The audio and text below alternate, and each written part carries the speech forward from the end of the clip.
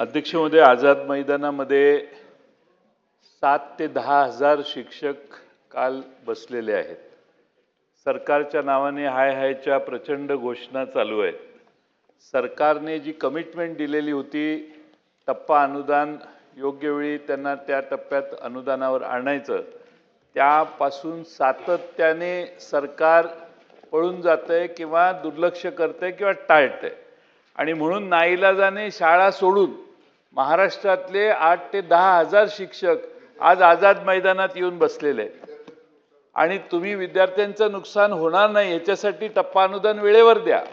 तुम्ही विद्यार्थ्यांच्या नावाने शिक्षकांना, शिक्षक बिचारे पूर्ण ताकदीनं एकत्रित येऊन संघटित जेव्हा होतात, त्याचा अर्थ किती तुमच्याबद्दल असंतोष सरकारच्याबद्दल शिक्षकांच्यात निर्माण झाला हे लक्षात घ्या. आणि म्हणून लवकरात लवकर आता मंत्री महोदयांनी दोनदा सांगितलं की मुख्यमंत्री महोदय आणि त्यांचा संवाद होणार आहे. मग याच्यापूर्वी टप्पा अनुदानाबद्दल संवाद तुम्ही केला नाही का? त्यांच्या शिष्टमंडळाला यापूर्वी तुम्ही भेटला नाही का? लोकांनी मोर्चात येऊन आझाद मैदानात बसल्यानंतरच तुम्ही त्यांच्याशी चर्चा करणार असाल तर महाराष्ट्रातल्या सारख्या शासकीय आणि निमशासकीय संघटना आझाद मैदानात अध्यक्ष महोदय येतील. म्हणून माझी मागणी आहे की आजच्या आज त्यांना बोलवा आणि टप्पा अनुदान किती तारखेला देणार हे संध्याकाळपर्यंत सभागृहाला शासनाने जाहीर करावं. पर्यायाने महाराष्ट्रातल्या त्या सगळ्या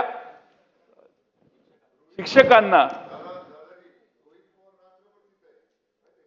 आमची काळजी आम्ही त्या शिक्षकांची घेतोय. शेवटी अध्यक्ष महोदय, या महाराष्ट्रातल्या शिक्षकांना अशी पाळी येणार नाही असे तुम्ही आदेश द्या. अध्यक्ष महोदय, ते टाळाटाळ करतायत. तुमचा आदेश असला ना, काल आता सुप्रीम कोर्टाचे चीफ जस्टिसांनी तुम्हाला एम्पॉवर केलेलं आहे, त्यामुळे तुम्ही यांना जरा सांगा की वर काय होऊ शकतं यांचं ते.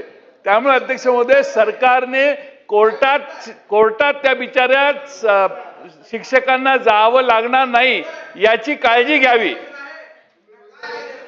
बोला. अध्यक्ष महोदय, अध्यक्ष महोदय,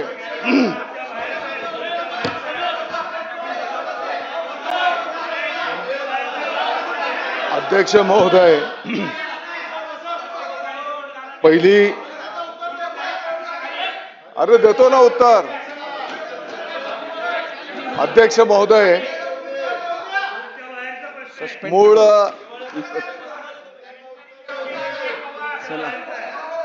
बोला. सन्माननीय ज्येष्ठ नेते आदरणीय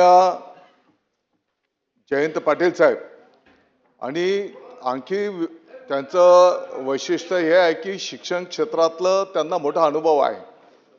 ते मोठे संस्थाचालक आहेत आणि या क्षेत्रातली त्यांना अतिशय सविस्तर खोलपर्यंतची माहिती आहे. खरं म्हणजे अध्यक्ष महोदय, आत्ताचा तारांकित प्रश्न हा आहे की संच मान्यतेच्या संदर्भातला. आता विषय आलेला आहे टप्पा अनुदानावर. हरकत नाही.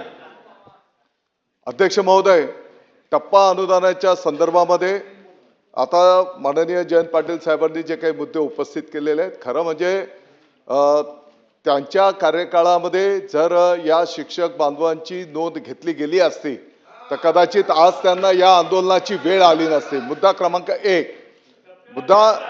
मुद्दा क्रमांक 2, तुमच्या काळात टप्प्यात आले नसतील. पाठीमागच्या काळामध्ये शासनाने ऑलरेडी सकारात्मक निर्णय, टप्पा अनुदान देण्याचा एक निर्णय झाला, त्याची अंमलबजावणी पण झाली. आता हा दुसरा परत टप्प्याच्या संदर्भातला निर्णय पाठीमागच्या काळात झालेला आहे. आता त्याच्या अंमलबजावणीच्या संदर्भामध्ये मी यापूर्वीच विशद केलेला आहे की माननीय मुख्यमंत्री महोदय, माननीय उपमुख्यमंत्री महोदय यांच्याशी संवाद होईल आणि त्याच्यातनं त्या ठिकाणी निश्चितपणे मार्ग निघेल. परंतु आदरणीय जयंत पाटील साहेबांना हे पण ज्ञात आहे, किंबहुना आता जे कोण या विषयाच्या संदर्भात बोलू इच्छित असतील, आणि तुम्ही जे सांगितलं की माननीय चीफ जस्टिस साहेबांनी अध्यक्ष महोदयांना एम्पॉवर केलेलं आहे, तर शेवटी आपला देश नियम, कायदा, घटनेवर चालतो. या संदर्भातला जो काही नियम आहे त्या नियमाप्रमाणे शिक्षण संस्था चालकांची पण जबाबदारी आहे. जोपर्यंत आता 20% जर ते टप्पा मिळत असेल तर 80% पगार त्या शिक्षक बांधवांना देणं ही संस्था चालकाची पण जबाबदारी. मी फक्त नियम सांगतो. म्हणजे आपण संस्था चालक आहात तर एक जस्ट माहिती करता मी फक्त आपल्या निदर्शनास हे आणून देतो.